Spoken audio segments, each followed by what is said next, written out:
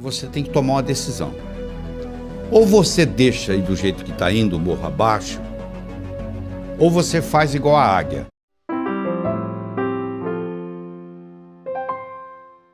Uma águia nasce para viver 70 anos. 70 anos de vida. Só que quando chega aos 40, o bico dela está entortado, está velho, as garras já não são as mesmas, estão dificultando ela caçar, e a penugem dela já está fraca. Ela tem duas opções. Ou ela chuta o pau da barraca e deixa acontecer, e logo logo ela morre, ou ela resolve fazer um renascimento. Ela procura uma região onde tem uma pedra, onde tem água por perto, onde ela pode caçar roedores por ali, e ela decide ficar naquele lugar por 150 dias, 5 meses. E ela vai fazer o seguinte, ela vai pegar o bico e bater com o bico naquela pedra até o bico cair, e vai nascer um bico novo. Ela com o bico novo, ela vai arrancar as garras velhas e vai criar garras novas. E ela com o bico novo e as garras novas, ela vai tirar toda a penugem envelhecida e vai nascer penugem nova. E com 150 dias, com 5 meses, ela completa esse ciclo. E ela agora está de bico novo, garra nova, penugem nova. E ela agora está habilitada a voltar a caçar e a voar por mais 30 anos. Eu não sei qual a sua idade, mas eu sei que vai chegar um momento, se já não chegou na sua vida, que você tem que tomar uma decisão. Ou você deixa ir do jeito que está indo, morro abaixo, ou você faz igual a águia. Nós vamos agora aprender realizando suas metas. Primeiro você transforma os seus sonhos em metas.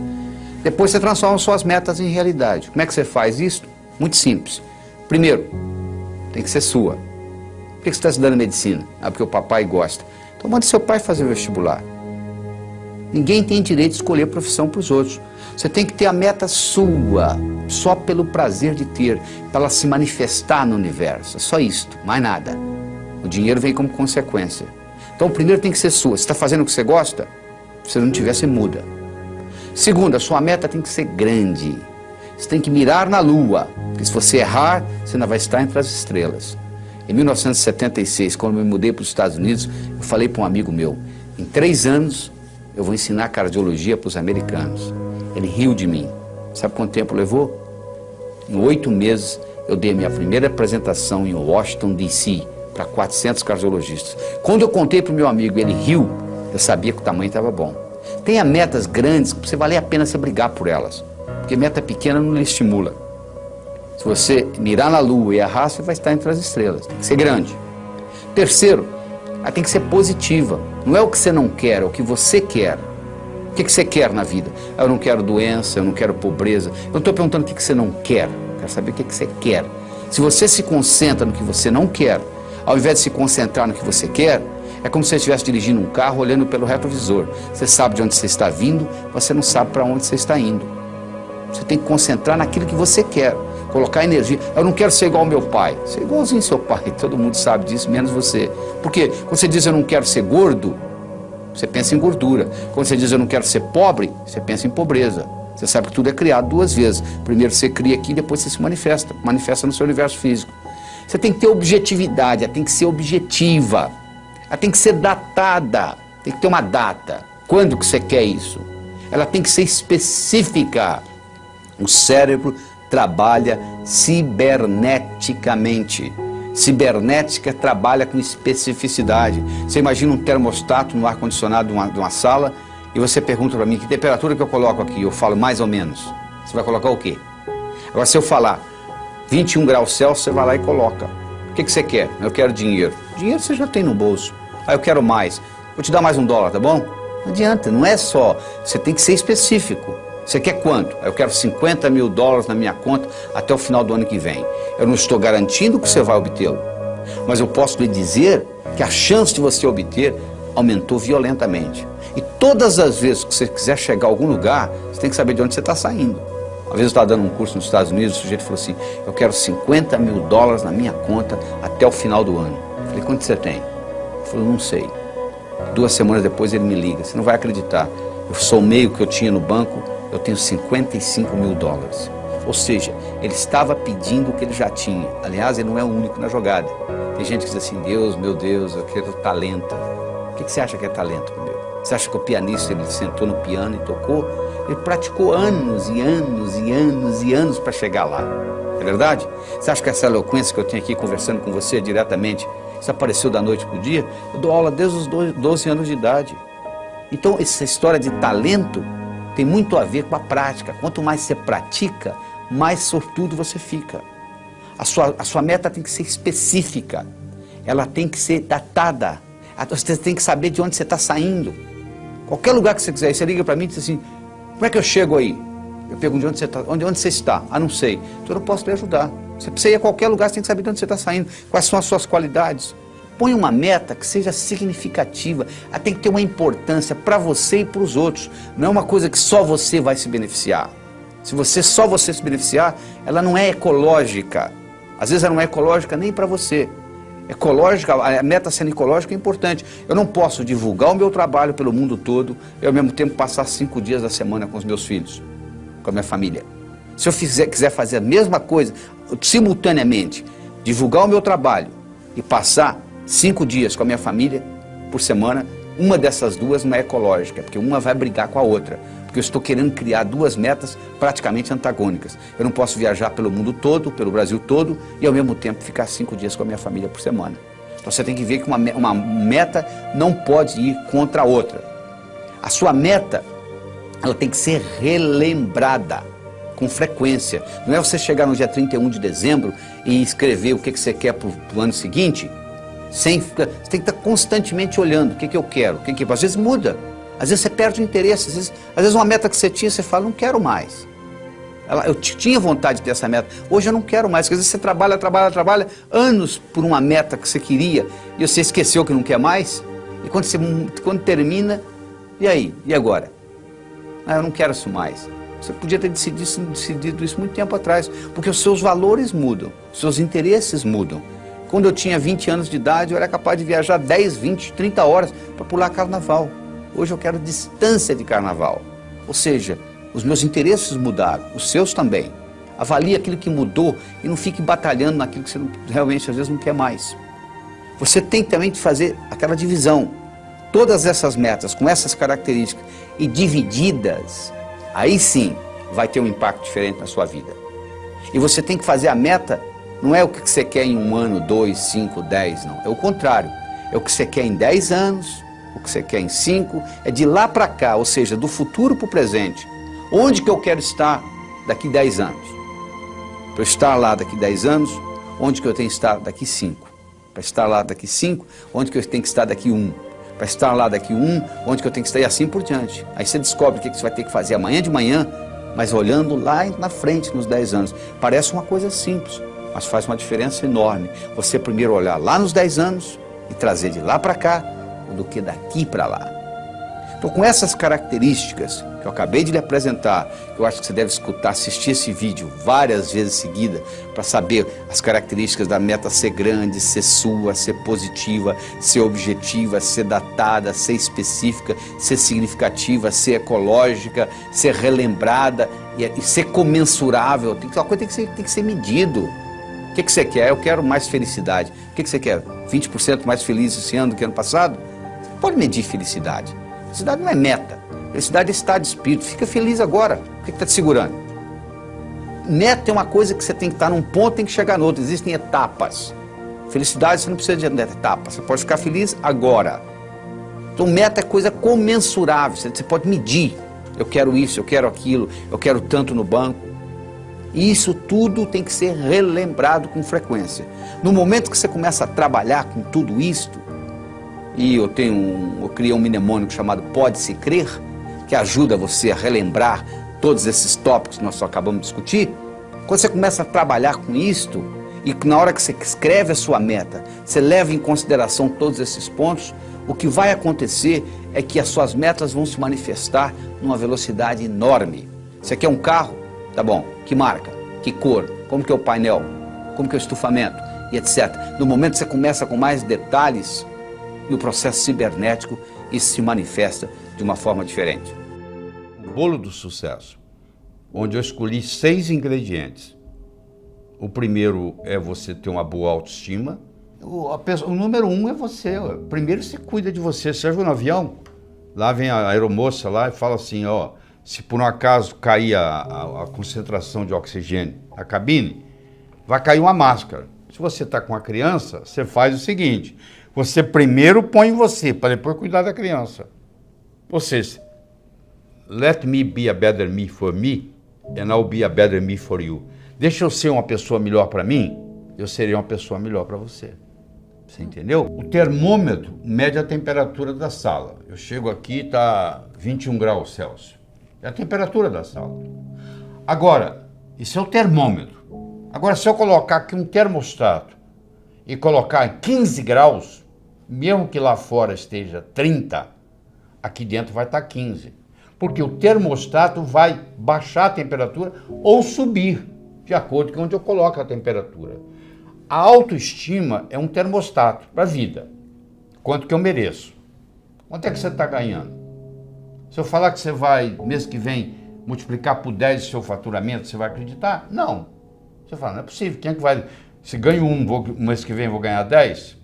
Eu sei, mas por que você está ganhando 1 e o seu amigo está ganhando 4? Fazendo a mesma coisa. Com o mesmo talento. Pode ser que ele tenha um marketing melhor do que o seu, pode. Mas pode ser também que ele tenha um termostato de autoestima melhor do que o seu. Então, o que você merece é o que você tem. O merecimento que você acha que você vale está expresso aí na sua conta bancária, no carro que você dirige, na casa que você mora, na família que você tem. Está aí, é só você olhar. Se você quiser mais, você tem que sentir merecedor de mais. E para sentir merecedor demais, escuta, você tem que subir a sua autoestima. A segunda é a sua capacidade de se comunicar, que é fundamental, principalmente no mundo de hoje, onde a comunicação é talvez o mais importante de tudo no sucesso. Eu posso ter 2 indivíduos que têm um QI de 145, quase gênio. Um está muito bem na vida e o outro está desempregado do quarto Jack. Você vai ver a diferença, um se comunica bem, e o outro não dá nem bom dia para o vizinho. Então, no momento que você melhora a sua capacidade de se comunicar, você passa a valer mais no mercado.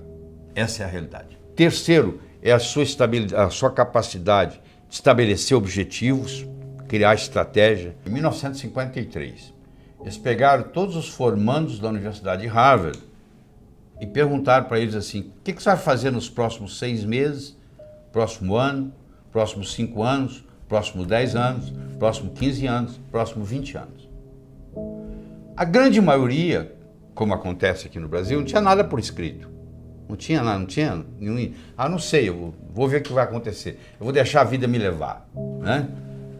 Mas 3% daqueles estudantes, eles tinham por escrito o que eles iam fazer com 6 meses, com 1 ano, com 5, com 10, com 15, com 20 anos de formado. Em 1973, eles pegaram aqueles que ainda estavam vivos e fizeram uma avaliação. Então, aquele grupo que tinha por escrito era 3%. Valia mais do que os 97% junto em todos os aspectos. Então, eles viram se a inteligência era diferente? Não. O background familiar era diferente? Não. Tudo era igual. As notas que tirava na escola, a única diferença que fazia diferença é que eles tinham por escrito. Então, os nossos, por isso que a empresa multinacional, ela pega os objetivos do ano que vem e coloca até setembro por escrito. Tem que estar ali no papel. Aqui tem que ser recordado com frequência. Você tem que colocar ali e você tem que datar. Como é que você transforma um sonho em uma meta? Você coloca uma data. Tudo aquilo que você colocou na categoria de algum dia não vai acontecer. O cérebro fala, tá bom, o dia que algum dia chegar, você vai no calendário, onde é que está algum dia? Não está lá. Não tem no calendário, não existe. Então eu tenho que ter metas a curto, a médio, a longo prazo. Tem que ter os 3 tipos de metas. Eu tenho que ter elas por escrito. E eu tenho que descobrir qual é a finalidade de vida que está por trás dessas metas. Porque a finalidade de vida, ela te valoriza a sua meta. Vou dar um exemplo. Você imagina uma bolinha que eu jogo para você, você joga para mim, eu jogo para você, você joga para mim, eu jogo para você, você joga para mim. Começou a ficar cansativo, né? Mas se eu chamasse de tênis, mudou, né? Milhões de dólares por trás.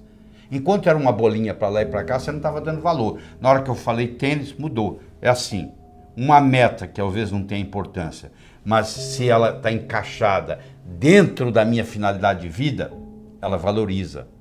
E eu vou estar disposto a ter mais esforço para que ela aconteça. A sua atitude determina a sua altitude na vida, a sua dedicação ao trabalho e a sua ambição saudável. Então são 6 elementos, ó. A boa autoestima, boa comunicação, saber estabelecer metas, ter uma atitude positiva, dedicação ao trabalho de uma forma inteligente e hoje melhor do que ontem, amanhã melhor do que hoje. O japonês chama de Kaizen, que é melhora contínua. A palavra Kaizen, no Japão, 1945, Hiroshima, Nagasaki, 40% do Japão destruído. Com essa simples filosofia de uma palavra, que é K-A-I-N-Z-N, Kaizen, que é melhora contínua, o Japão saiu de lá e hoje ele é o 3º per capita no mundo, entendeu? 3º país mais desenvolvido do mundo, então, ou seja, está lá no pódio. Saiu de 40% destruído, é um arquipélago com mais de 3.000 ilhas, não é um continente, muito complicado, mas, no entanto, com a filosofia Kaizen, que é melhora contínua, que eu recomendo você adotar isso, eu adotei isso na minha vida, hoje é melhor do que ontem, amanhã é melhor do que hoje, e aí você junta esses 6 ingredientes com a pitadinha do que eu chamo a diferença entre o profissional e o amador. O que difere o profissional do amador? Paciência e persistência. Porque o amador, se não der certo, ele chuta o pau da barraca. O profissional sabe que o amanhecer só vem depois da noite ter passado. Que Roma não foi construída em um dia. Então tem que ser de grão em grão a galinha enche o papo. Então tem que ser aos pouquinhos para chegar lá. Então eu coloco esses 6 ingredientes com paciência e persistência e o resultado só pode ser um: obter aquilo que você quer. Imagina uma vaca subindo o morro. Você pensa que é a vaca que determina onde que ela pisa? Não. Quem determina onde a vaca pisa não é a vaca, é a estrutura do terreno. Sabia disso? A única coisa que a vaca faz, ela procura o caminho mais fácil. A mesma coisa ocorre conosco. O nosso comportamento vai depender da nossa estrutura psicológica. Força de vontade não adianta nada. Você pega uma bola de futebol, coloca no fundo de uma piscina e segura lá por quanto tempo? A estrutura da bola foi feita para flutuar. Então na hora que você soltar, ela vai para a superfície. Do mesmo modo que a estrutura de uma pedra foi para ficar no fundo. Você não consegue segurá-la na superfície. Você vai cansar, ela vai afundar. Então o mais importante de tudo é você determinar a sua estrutura psicológica, é você mudar essa estrutura psicológica, ou seja, você está preparando a sua estrutura psicológica. Preparando como? Fazendo aquelas escolhas que nós já discutimos. Eu escolho ser sadio. É muito diferente de você não ser doente, sabia disso? A maioria não é doente, você vai no médico, você não tem diagnóstico de doença nenhuma. Não significa que você seja sadio. Ser sadio significa ter energia para implementar tudo que você tem na cabeça. E poucas pessoas são sadias, a maioria não é doente. É muito diferente ser sadio e não ser doente. Eu escolho ser a força criadora na minha vida. Eu escolho ser sincero para comigo mesmo. Significa quando eu digo sim é sim, quando eu digo não é não. Todas as vezes que você diz sim e gostaria de dizer não, um pedacinho de você morre. Isso, quando você faz essa estrutura, você está se estruturando para longo prazo, para fazer um processo de longa duração. Aí sim se mantém. Porque se você fizer só com a força de vontade, é aquilo que ocorre no 31 de dezembro. Uma semana depois, não tem mais nada. Agora, se você mexe na sua estrutura psicológica e implementa isso, isso fica uma coisa constante. E um modo de você fazê-lo é você ter os seus sonhos, você ter as suas metas e você manter os seus olhos nas metas. Sabe qual a diferença entre etapa e obstáculo? Se você está no ponto A e quer ir para o ponto B, existe um espaço para percorrer entre o ponto A e o ponto B.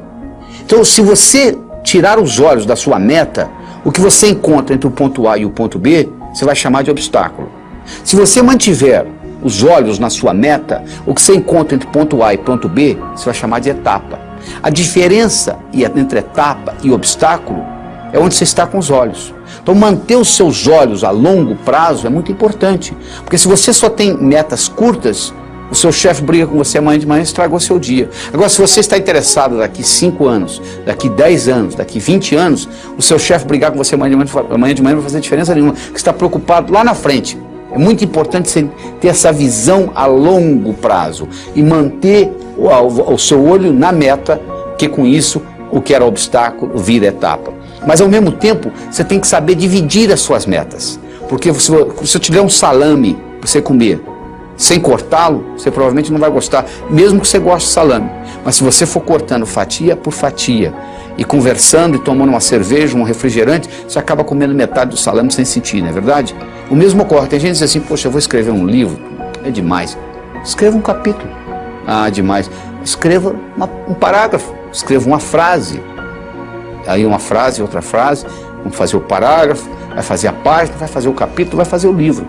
Procure dividir as suas metas. Você quer ser milionário em 5 anos? Onde é que você vai estar daqui a 4? E daqui a 3? E daqui a 2? E daqui a 1? E daqui a 6 meses? E daqui a 30 dias? E daqui a uma semana? O que você vai fazer amanhã de manhã para ser milionário daqui a 5 anos? Não é só esperar o tempo passar, não. O bonito é que quando você divide isto, o que você tem que fazer amanhã de manhã, diferente do que você teria que fazer se não tivesse essa meta, não vai ser quase nada. Porque a meta vai sendo diluída.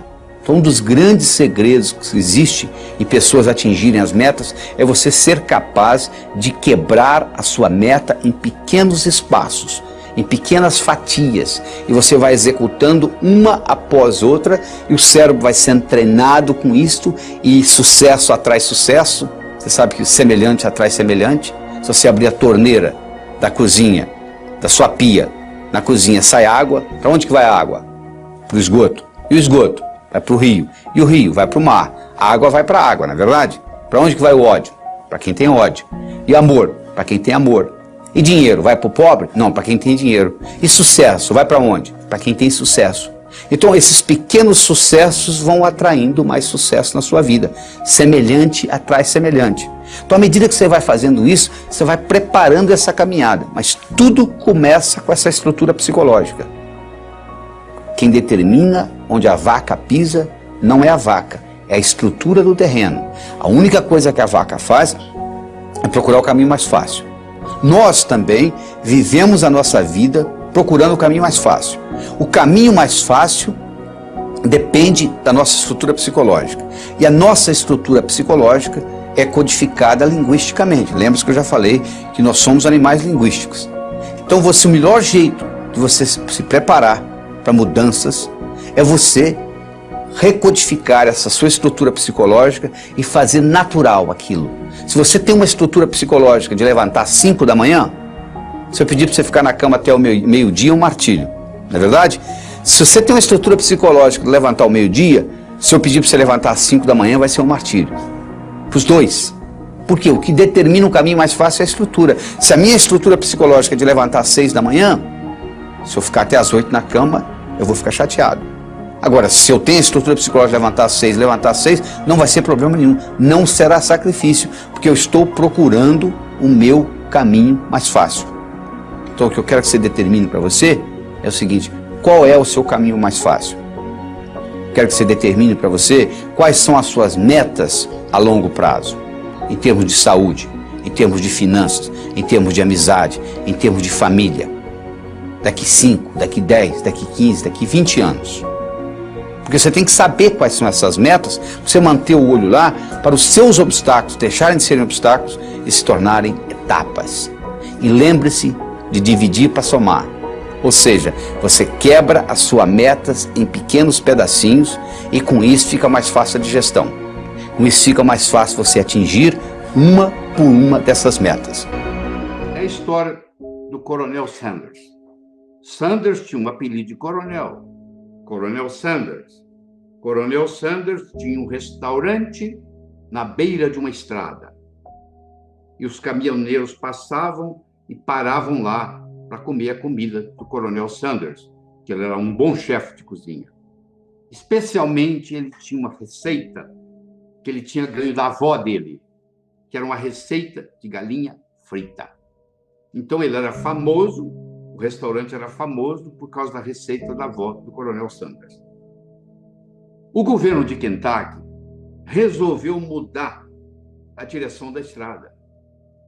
E o seu restaurante, que era um restaurante de beira de estrada, deixou de ser de beira de estrada. E ele, com 65 anos de idade, ele resolveu, não tinha cliente, ninguém ia sair da rota para ir lá visitar o restaurante dele. Ele ficou sem cliente, como muitos restaurantes estão hoje sem clientes. E aí, o que aconteceu? Ele pediu aposentadoria. 65 anos, tinha direito ao Social Security, pediu aposentadoria. Quando chegou o primeiro cheque de aposentadoria dele, ele mostrou para a mulher dele e falou assim: como é que nós vamos viver nisso? Não pode ficar assim. A única coisa que o Coronel Sanders tinha era uma receita de galinha frita que ele ganhou da avó. Ele pegou aquela receita de galinha frita, ele visitou 21 restaurantes. Olha, eu tenho essa receita, eu tinha um restaurante na beira da estrada, ele deixou de ser na beira da estrada, entendeu? Eu quebrei, eu tive que me aposentar. Você não quer? Eu posso fazer aqui, a gente pode fazer uma parceria. Ninguém se interessou. Até que, finalmente, a persistência dele, o universo conspira a favor, chegou a hora. Ele chegou num deles e o indivíduo gostou da ideia. E falou assim: podemos fazer uma parceria. E a parceria começou. E aí foi fundado o Kentucky Fried Chicken. O Kentucky Fried Chicken, hoje, tem mais de 25 mil lojas. O Kentucky Fried Chicken domina o mercado de frango no Japão. E os importadores de frango do Brasil para o Japão, que o Japão é o maior importador de frango do Brasil, eles vendem principalmente para o Kentucky Fried Chicken. Então, o Coronel Sanders indiretamente está ajudando o Brasil. Agora eu lhe pergunto, um cara com 65 anos de idade, com um cheque de aposentadoria do Social Security, a única coisa que ele tinha com ele era uma receita de galinha frita. E ele consegue mudar o mercado de frango no mundo. Você está esperando o quê? Era uma vez, numa pequena ilha da Grécia, havia um sábio famosíssimo. Famoso porque, até aquele dia, todas as perguntas feitas a ele soube responder. E a fama dele transcendeu a Grécia. Vinha gente de longe. Mas um dia, um adolescente, conversando com um amigo dele adolescente, disse: eu acho que eu sei como é que eu vou enganar esse sábio. Eu vou pegar um pequeno passarinho, vou esconder nas minhas mãos, vou levar para ele e vou perguntar se está vivo ou morto. Se ele falar vivo, eu vou espremer e deixar cair morto nos pés dele. Se ele falar morto, eu vou abrir a mão, vou deixar o passarinho voar. Interessa que ele responder, dessa vez ele vai errar. Aí você imagina, o adolescente pegou o pequeno passarinho, colocou nas mãos, foi até o sábio, olhou para o sábio no olho e disse assim: sábio, diga-me, o passarinho nas minhas mãos está vivo ou morto?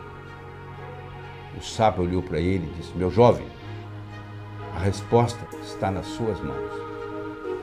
Você que está aí, eu quero que você saiba que o seu sucesso, tanto pessoal quanto profissional, esteve, está e sempre estará nas suas mãos. Você não faz um bolo só com farinha, nem só com manteiga, nem só com ovos. Você precisa de vários ingredientes. O bolo da vida necessita vários ingredientes. E um desses ingredientes é o diálogo. Um desses ingredientes é a capacidade de se comunicar.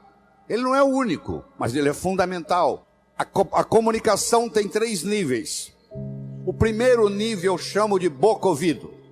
O segundo nível eu chamo de cérebro-cérebro. O terceiro nível eu chamo de coração-coração. Vamos começar com o primeiro nível. Boca-ouvido. Deixe-me primeiro fazer uma distinção para você. Ouvir e escutar não são sinônimos. Você ouve com o ouvido, você escuta com o cérebro. Você já foi alguma vez num restaurante e pediu ao garçom para lhe trazer uma água com gás e ele lhe trouxe uma água sem gás? Ou você fez uma solicitação e ele lhe trouxe outra? Aquele garçom, naquele momento que ele recebeu o seu pedido, ele estava operando no nível 1. No nível 1 ninguém é promovido. No nível 1 você não conquista as pessoas. No nível 1 você não vai para frente na vida. Não interessa a nota que você tirou na escola, isso não faz diferença. Porque a escola lhe passa informação. A vida lhe exige competência de ação. O que cai na prova não cai na vida. Se você observar na sua cidade, você vai encontrar indivíduos que eram CDFs, que eram estudantes brilhantes, e hoje são pessoas que estão perdidas na vida. E você vai encontrar também pessoas que eram estudantes medíocres, e hoje são excelentes empresários, estão contribuindo para o bem-estar da comunidade. Por que isso? Porque esses segundos, eles sabem dialogar com o mundo, eles sabem dialogar com a sociedade, eles aprenderam, talvez até intuitivamente, o poder da comunicação. Então, se você me permite, eu vou começar a trabalhar nesse modelo do nível 1, boca-ouvido, nível 2, cérebro-cérebro, nível 3, coração-coração.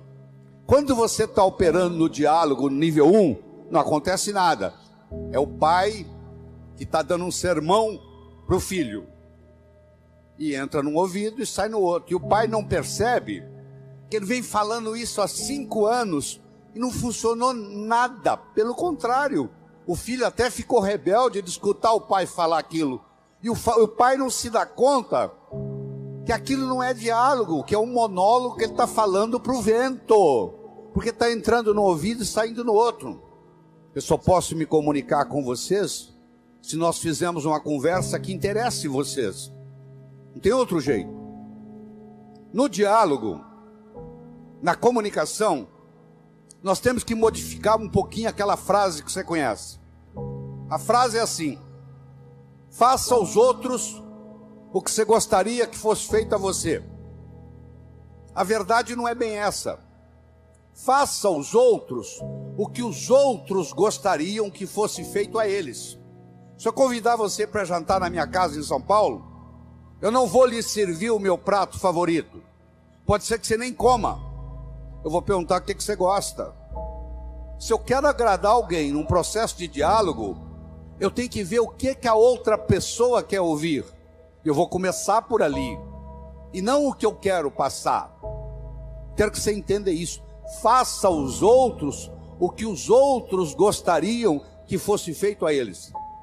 Eu quero mostrar o meu ponto de vista para você, mas eu não me preocupo como que você vai receber esse ponto de vista. Aí sabe o que acontece? A natureza colocou um ouvido no mesmo nível do outro. Entra num ouvido e sai no outro. Aí não deixa de ser diálogo, passa a ser monólogo, porque não tem repercussão.